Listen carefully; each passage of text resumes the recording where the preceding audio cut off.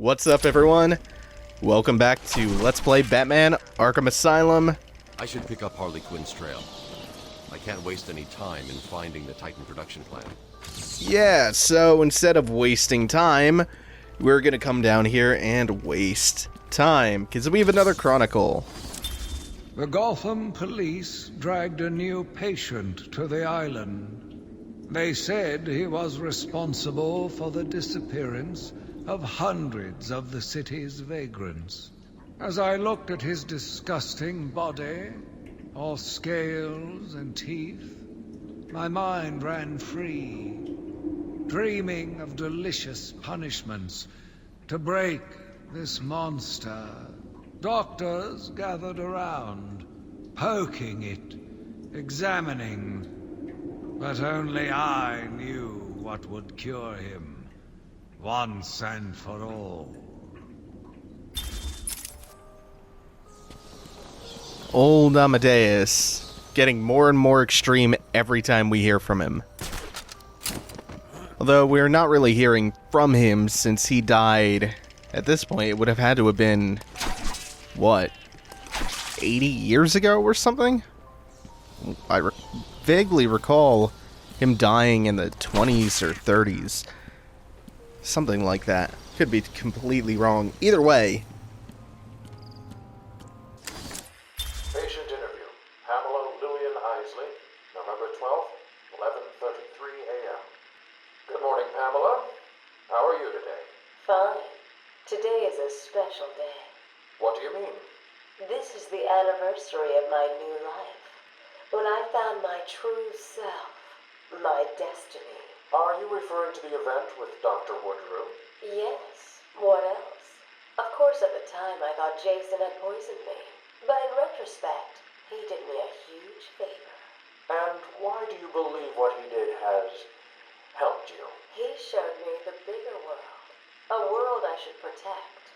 Of course, my first offer was rejected. Offer? You tried to kill everyone in Gotham.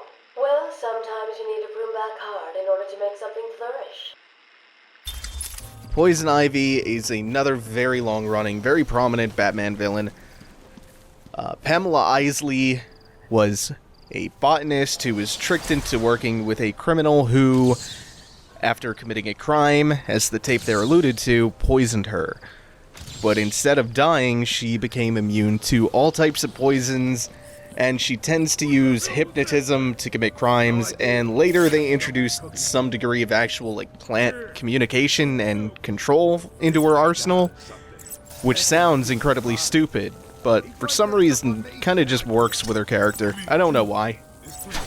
Maybe it's me being too forgiving. I'm trying to get these two guards' attention. Attentions? Whatever. Yeah, whatever, we'll just knock them out with the Batarang, if they don't want to actually come forward. Oh, wait. Oh, wow, he got zapped by the fence. I didn't expect that to happen. That's pretty cool. What happened to this guy, though? He's not gonna get up? Maybe they were both electrocuted and I didn't see the other one? Oh, well. 2 armed guards taken out. No muss, no fuss. So we're gonna have a stealth sequence coming up in a little bit. First, we just have to crack this panel. Okay, so I think this room up ahead has 6 guards in it. Let's see. Okay, so the first attempt did not go so well. I kind of got shot up right away when I realized that doing the gliding kick actually makes enough noise for nearby guards to hear, so we're not going to do that again. I never knew that before. If you do the gliding kick from a gargoyle, every other guard around you can hear when your boots hit his face. He doesn't stand a Yeah. chance. Not a chance. So this is round 2. It's gonna be way more boring. Oh, Jesus Christ! I somehow salvaged that. So I think before I cut, we were talking about Poison Ivy. And it's been too long since the last... Did you know about this really stupid storyline moment? So let's have another one of those. To start, a disclaimer. I'm a really big Kevin Smith fan. I like most of his work. If you're not familiar with Kevin Smith, Clerks, Dogma, Chasing Amy, etc. Kevin Smith is a massive fan of comics, particularly Batman. DC let him and his friend Walt Flanagan do a Batman storyline a while back called Cataclysm? No. I'm sorry, Cataclysm was a different storyline. No, Kevin Smith's was Cacophony, and Deadshot is a main character, so right there, when you say Deadshot is one of your main villains, I was sold on that. And it was bad. It was real bad. And then, like a year later, they let him do another storyline called The Widening Gyre. And it was worse. By a huge margin. And when I say worse, I mean it starts with Poison Ivy getting Batman super high with ultra weed, basically. And Batman later takes his girlfriend to the Fortress of Solitude and beats her because he becomes madly suspicious that she's an evil robot. There isn't really a point to that story, and it's not... Oh, god damn it. Damn it. Don't shoot me. It's not even terribly Poison Ivy related except for the super weed stuff, but boy, is that comic a goldmine for hilarious dumb shit. Okay, so the second attempt at this has already gone poorly, but I might as well finish it off after telling that story because, man, I don't want to have to retell that. It makes me laugh, but it's also a very sad low point for Batman in my eyes. I like Kevin Smith a lot, but I really hope they don't let him touch another Batman comic. Because, you know, Cacophony had the makings for something good, and it was a little wasted. And then, you know, his second bite at the apple was Widening Gyre, and no, just no. The riddle we just solved was for a villain goes by the name of Mad Hatter. Mad Hatter is another Wonderland-themed villain. In fact, he is so obsessed with Lewis Carroll stories that he named himself the Mad Hatter. But real quick, I think we have a cutscene coming up. You need to stop this now, before it goes too far. Stop. But everyone's dying to see what I do next. Let him go now. Really? Okay, if you say so, then. Whoopsie! No! You really need to speed things up, Bats. At this rate, you'll never catch me! Alright, so Joker has electrified the water, and we need to shut the power down before we can cross the flooded corridor. And real quick, to leave off what I was talking about with the Mad Hatter, I don't have a whole lot to say about this character, except that he is, in addition to being obsessed with Alice in Wonderland, he is also a pedophile, and I think there was even a storyline where he was trafficking schoolgirls to a dictator or something. I don't really remember that clearly. Never been a big fan of the character, or at least the way they've used him. He's not a super interesting guy. He uses his hat to hypnotize people, and that's usually his main gimmick. Hey, a park bench dedicated to Bruce's parents. That I couldn't scan for the first time for some reason. Alright. So we have to go to the generator room, cut the power, then we can continue our pursuit of the Joker. Actually, I wonder if you come to this room first, does that security guard he throws into the water die still? Or can you just not come here and do anything until you've watched that cutscene? Kind of curious now to see if there's a way to save that security guard. Completely generic, unimportant security guard, but still do a minimalist death run to go with Batman's theme of not killing people. Oh no! I wasted my opportunity to do my special critical throw. Not that time though. Or my special takedown.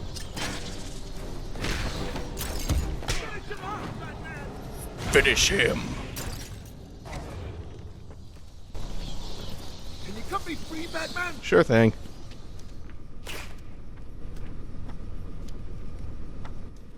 Thanks. Are you okay? I'm fine. I eat punks like these for breakfast. What were they doing in here? The ones that weren't hitting me went over there and started doing something to the power controls. I have no idea what they were doing.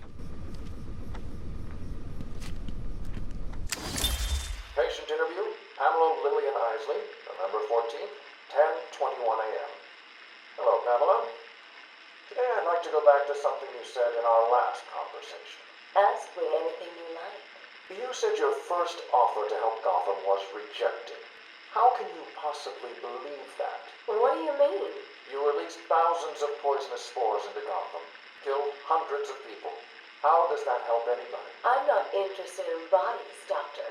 Horrible fleshy sacks walking around destroying my poor babies with their greed and arrogance. But aren't you one of those fleshy sacks? Were a doctor too. How can you turn your back on us? Quite easily as it happens. But not you, Stephen. You're different. I feel we have a connection. Really? You do? Of course. Yeah, on top of Looks like hypnotic Joker's powers, control she's box. also a bit of a Sorry to be tougher than before, seductress. but it's a risk I'll need to take. So, tiny room, still plenty left to do in here on top of the interview tape, because this room also... Why won't it let me up? This room also contains the secrets map for the Botanical Gardens. And I think there's also a trophy in this room, but it's not super important for this playthrough, since I'm not getting all those anyway. Oh, almost got that one. Yeah. Believe you need the range amplifier in order to get that one, which means no range amplifier, no map. One of the few upgrades in the game that is actually crucial to 100%ing the game, if that's what you're going for. Otherwise, no real need to get it, especially if you're playing on hard and you're having a tough time. Always go for armor instead. Okay, so the tougher codes to crack. When they present the tougher codes to you, or the tougher panels, it usually just means that you'll have to solve 3 of them in a row. I don't actually know if there's a timer. It sounds from the beeping like I might be on a time limit, though, and I've never hit that. I was getting really anxious there for a second because I wasn't finding the solution. I was worried it was going to just, like, spray toxic Joker gas at me. Oh, man. It would have been bad. I don't think I've had deaths so far in the playthrough.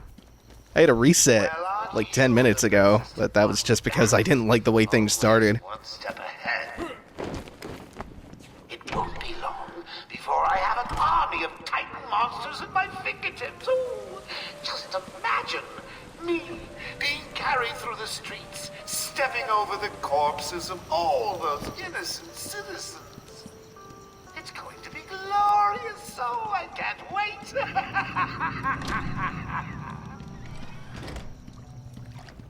Okay, so now that the power is off, the water is no longer going to electrocute us if we try to cross over. But Joker blew the doorway behind him, so we have to go through a very conveniently placed ventilation shaft. A lot of ventilation shaft crawling in this game. And we're coming up on a riddle. I don't know exactly where it is. I know you have to look down through the grate to find it, but I can't remember exactly where in this corridor it is. It is... Oh, I've gone too far. I know it's inside here somewhere, so I'm just gonna have to backtrack. I see it. Okay, so that mask and the gloves you see down there belonged to a villain known as the Ratcatcher, who was an exterminator who could speak with rats. For some reason, I don't remember why. And I keep wanting to attribute him to being that stupid Sewer King character from the animated series, the story where all those street urchins went to live in the sewer, but these are different characters. And I don't know how the fuck he managed to make it into the game as a riddle, but not the Penny Plunderer. Ratcatcher, I think, is even less prominent than him. He was killed in Infinite Crisis and has never been brought up again. Fucking, you know what? Come to think of it, he was referenced a bunch in Arkham City, too. Motherfuck. I want the next Rocksteady game to feature nothing but F-tier villains. No Joker, no Ra's al Ghul, no Scarecrow, no. I don't even mean like KG Beast low tier. I'm talking complete shit tier. You'll get like Rainbow Beast, the Outsider, Penny Plunderer, Crazy Quilt, Dr. Double X, Kite Man, Ratcatcher, of course, because apparently Rocksteady games need Ratcatcher. The Calculator. All of these are real, by the way. All of them. I made none of those up. Just go all out with the shit villains. No ability to market it whatsoever. No, you know what? Instead, make it a wrestling game. Make it a Royal Rumble game. Batman's garbage Royal Rumble. Oh, man. Oh, man, I want that now. Oh, the door is right there, but we're not done with this area. I really don't like going through this area. Mainly because of that one jump.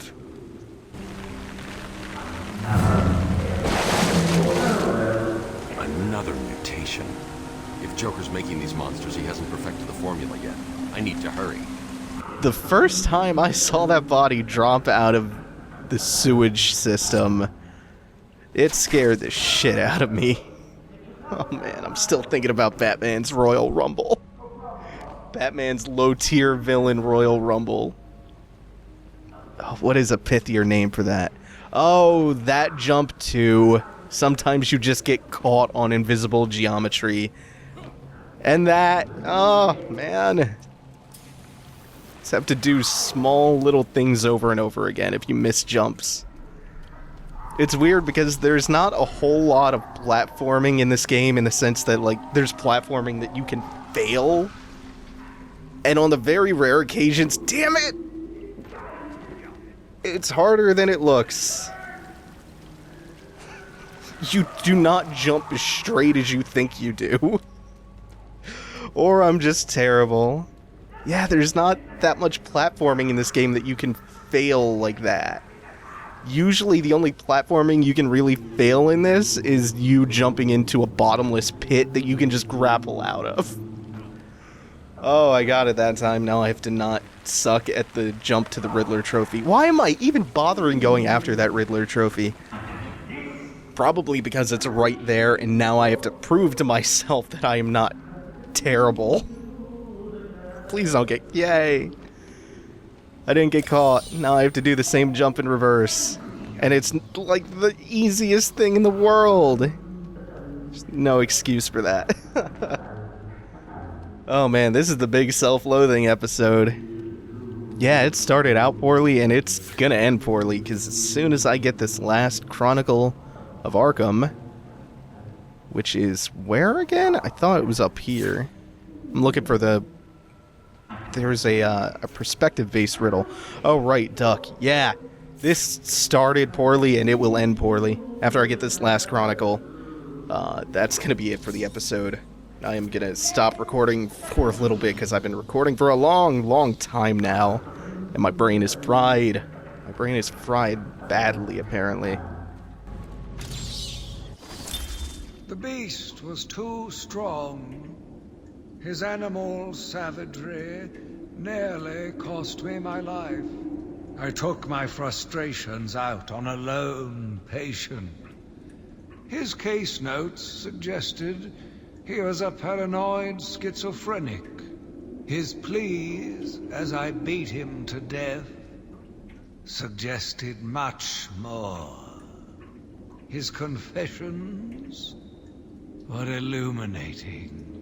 My path was clear. What's even more messed up than just the fact that he is gone to such extremes by this point is when you hear the narration, you can clearly hear the pangs of joy in his voice. He's getting a kick out of this. But again, it can't be Amadeus Arkham's voice recording these tapes. Amadeus Arkham would be long dead. Leave that mystery for another time, though. That's going to do it for this episode. Thanks for watching, everyone.